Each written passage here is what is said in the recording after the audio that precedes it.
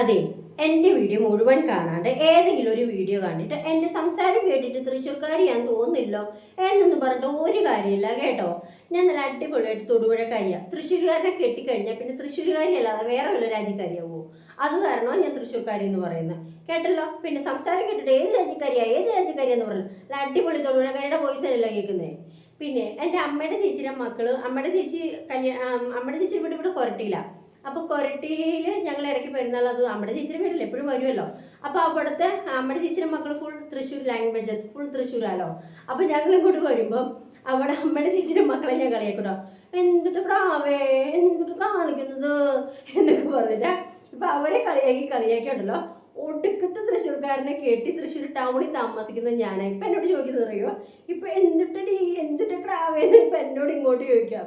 അവരെങ്കിലും കുറഞ്ഞ ഒരു തൃശ്ശൂർ ടൗണിൽ നിന്ന് എത്ര 50 കിലോമീറ്ററെങ്കിലും മാറിയിട്ടല്ലേ അവർ താമസിക്കുന്നത്. ഞാൻ തൃശ്ശൂർ സിറ്റിയിൽ നിന്ന് അടുക്കുകയല്ല ഞാൻ താമസിക്കുന്നത്. അത് കാരണം ഇപ്പം എല്ലാ പണിയും നമുക്കിട്ട് കിട്ടിയേ.